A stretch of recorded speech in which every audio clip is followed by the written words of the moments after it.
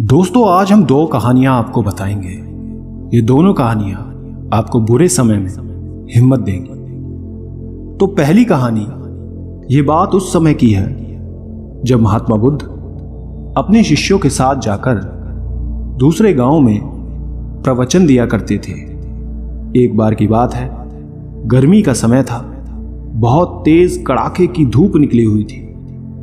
महात्मा बुद्ध और उनके शिष्य किसी गांव में प्रवचन देने जा रहे थे। उन सभी शिष्यों को गर्मी लग रही थी।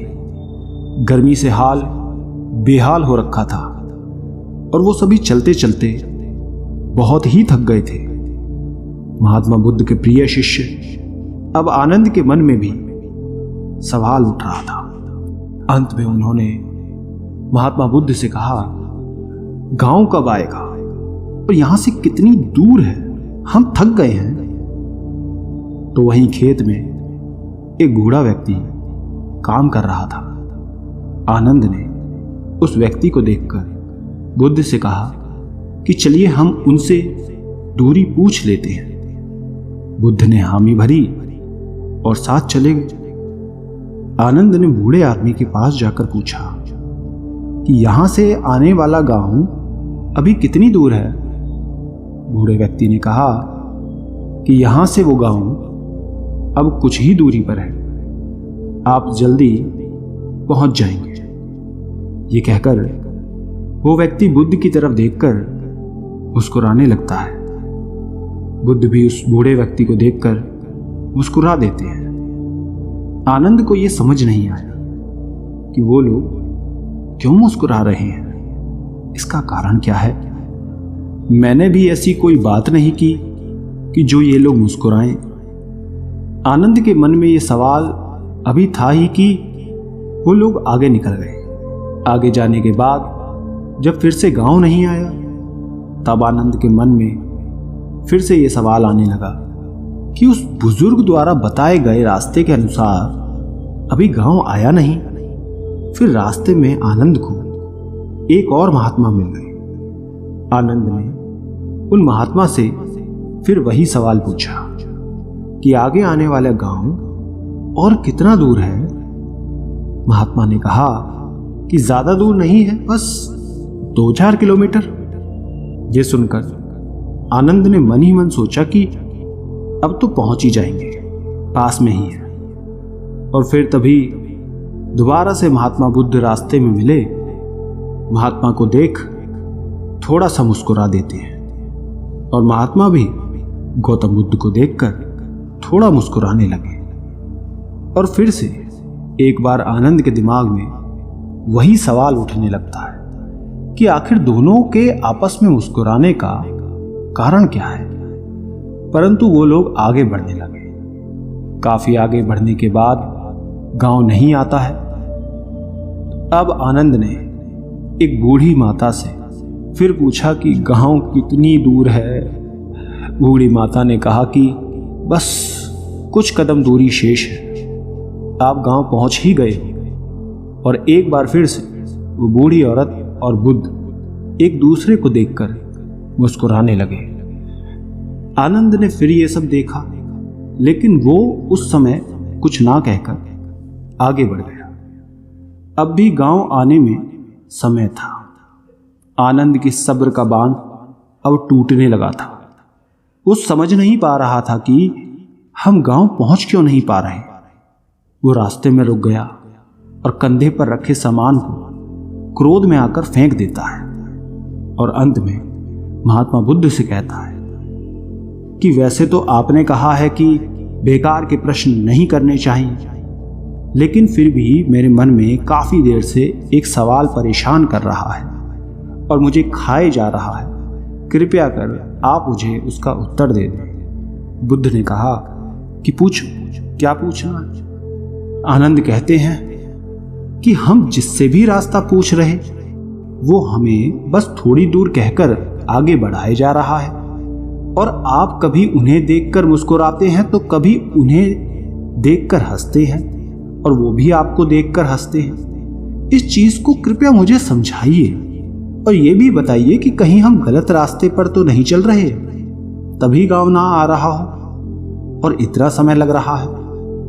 बुद्ध आनंद की बात सुनकर कहते हैं कि आनंद, हम बिल्कुल सही रास्ते पे जा रहे हैं और जिस रास्ते से हम गांव जा रहे हैं वहां के लोग मुझे जानते हैं, क्योंकि मैं पहले भी इस गांव में जा चुका हूं और मुझे इस राह की दूरी भी पता है और यहाँ के लोग भी ये बात जानते हैं और इसलिए वो लोग फिर से मुझे जाते देखकर पहचान कर मुस्कुरा रहे हैं। और जिस तरह हम लोगों को उनके लक्ष्य प्राप्ति के लिए उन्हें उपदेश देते हैं और उन्हें अपने जीवन के पथ पर सफलता हेतु निरंतर चलने को प्रेरित करते हैं, ठीक बिल्कुल उसी तरह राह में मिले हर एक व्यक्ति हमें हमारे कार्य पथ, हमारे मंजिल की ओर निरंतर बढ़ते रहने का उपदेश और राह देते जा रहे हैं ताकि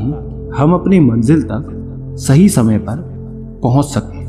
बुद्ध की ये बात सुनकर आनंद मुस्कुरा उठे और सभी एक बार फिर से गांव की ओर निकल पड़ते हैं और कुछ समय बाद वो लोग वहां पहुंच जाते हैं। इसलिए दोस्तों, जिस तरह बुद्ध और उनके शिष्य को रास्ते में कई लोग मिलते हैं जो उन्हें मार्ग जाने के लिए प्रेरित करते हैं, ठीक उसी प्रकार हमारे जीवन में भी हमें किसी न किसी रूप में प्रेरणाएं मिलती रहती हैं। बस फर्क ये है कि हम उसे पहचान पाते हैं या नहीं। हमेशा याद रखें दोस्तों, जीवन में आगे बढ़ने के लिए अवसर हर किसी को मिलता है।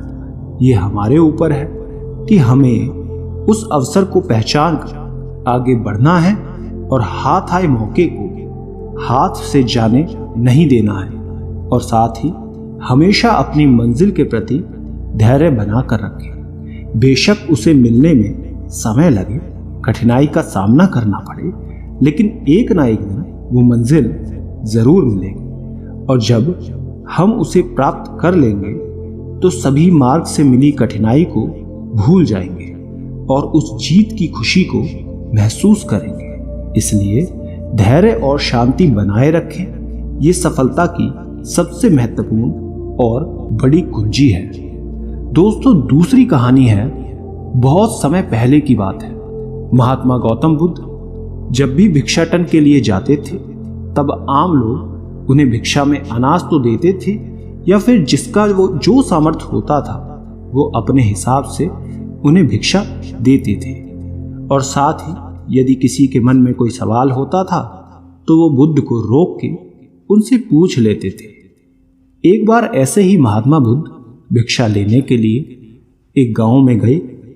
उस गांव के लोगों ने उन्हें भिक्षा दी। तभी एक व्यक्ति वहां पे आया और बुद्ध को भिक्षा देकर कहा, प्रभु, मेरे मन में एक सवाल है जो काफी समय से चल रहा है, मुझे आपसे उसका उत्तर चाहिए। बुद्ध ने कहा, पूछो।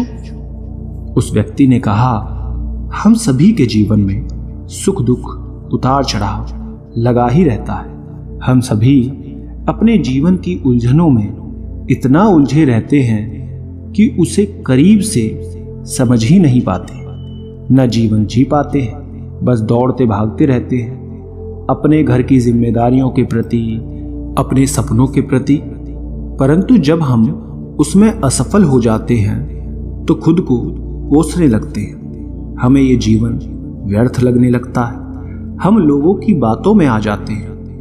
हम अपने जीवन की अहमियत नहीं समझ पाते और पूरा जीवन ऐसे ही निकल जाता है और हम अंतिम समय में अफसोस करते हैं कि काश हमने जीवन को सही से जिया होता, उसकी अहमियत समझी होती। क्या आप मुझे बता सकते हैं कि जीवन का सही मूल्य क्या है? बुद्ध ने उस व्यक्ति की बात सुनी और उसे अपने पास से एक चमकीला पत्थर दिया और कहा कि जाओ और इस पत्थर का मूल्य पता करो, लेकिन ध्यान रहे तुम्हें इसे बेचना नहीं है, बस मूल्य पता करना है। उस व्यक्ति ने बुद्ध से पत्थर लिया और बाजार की तरफ निकल गया। सबसे पहले वो एक फल वाले के पास गया, आम बेच रहा था। उसने वो पत्थर उस फल वाले को दिखाया और कहा कि तुम इसका क्या मूल्य दोगे? फल वाले ने चमकीला पत्थर देखा और वो उसे पसंद आ गया। उसने कहा, मैं इसके बदले तुम्हें 12 आम दूंगा। ये सुन व्यक्ति आगे निकल गया और इस बार एक सब्जी के ठेले के पास गया और उसे चमकीला पत्थर दिखाकर उसकी कीमत पूछी।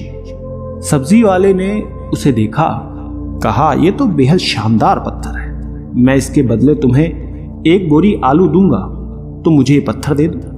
व्यक्ति ये सुन फिर से आगे बढ़ गया और इस बार एक बड़ी अनाज की दुकान पर गया और उसे इस पत्थर को दिखाया। दुकानदार पत्थर को देखकर कहता है, ये इतना प्यारा पत्थर है, मैं इसे रख लेता हूं और इसके बदले तुम्हें 5 अनाज की बोरी दूंगा। व्यक्ति 3 जगह घूम चुका था। उसे हर जगह उस चमकदार पत्थर के अलग अलग मूल्य को जानकर हैरानी हो रही थी कि भले एक पत्थर का इतना मूल्य कैसे हो सकता है, इन्हें इसमें ऐसा क्या दिख रहा है। उसके बाद वो व्यक्ति एक सोने चांदी के व्यापारी के पास गया और सुनार को पत्थर दिखाया और उससे इसका मूल्य पूछा। सुनार ने उस पत्थर को देखा और कहा, तुम मुझे ये पत्थर 20 लाख में बेच दो। वो व्यक्ति ये सुनकर हैरान था कि एक पत्थर की इतनी कीमत, पर उसने सुनार को बेचने से मना कर दिया। तो सुनार ने कहा, भाई 50 लाख में बेच दो। व्यक्ति ने फिर भी कुछ नहीं कहा। वो इतनी कीमत जानकर एकदम आश्चर्यचकित था। उसके मन में कहीं ना कहीं लालच भी आ गया था उसे बेचने के लिए, लेकिन उसे बुद्ध की बातें याद थी, इसलिए उसने वहां वो जताया नहीं। फिर सुनार ने खुद कहा कि तुम ही बता दो इसकी क्या कीमत तुम लोगे।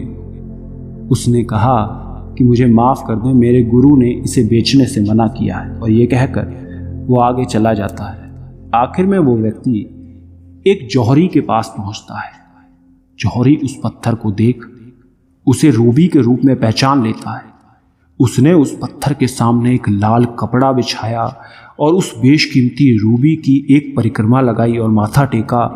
फिर जौहरी उस व्यक्ति से पूछता है, कहां से लाए हो भाई ये बेशकीमती रूबी? आप सारी कायनात, क्या सारी दुनिया बेचकर भी इस अनमोल पत्थर की कीमत नहीं लगा सकते? ये सुनकर वो व्यक्ति हक्का बक्का रह जाता है और भागकर वापस गौतम बुद्ध के पास जाता है, उनके चरणों में बैठ जाता है, पूरी कहानी बुद्ध को बताता है और अंत में कहता है, महात्मा कृपया करके अब आप ही मुझे मानव के जीवन का मूल्य क्या है वो बताएं। बुद्ध उस व्यक्ति को उठाते हैं, मुस्कुराकर कहते हैं कि वो फल वाला जो आम का व्यापारी था, उसने पत्थर की कीमत 12 आम लगाई, सब्जी वाले ने 1 बोरी आलू कीमत लगाई, अनाज व्यापारी ने 5 बोरी अनाज, सुनार ने 50 लाख और अंत में जहां तुम गए उस जौहरी ने इसे बेशकीमती माना। ठीक उसी प्रकार तुम्हारे जीवन की भी यही स्थिति है। बुद्ध कहते हैं, तुम भी एक हीरा ही हो, लेकिन फिर भी लोग तुम्हारी कीमत अपनी सोच, औकात, अपनी समझ और अपनी जानकारी के हिसाब से ही लगाएंगे। तुम अपना जीवन अपने हिसाब से जियो, अपनी खुशी से जियो, वर्तमान का आनंद लो। किसी भी चीज के पीछे बेकार में भागना बिल्कुल व्यर्थ है। अपनी जिम्मेदारियों को समझो, तब तुम उसे खुशी से पूरा करोगे।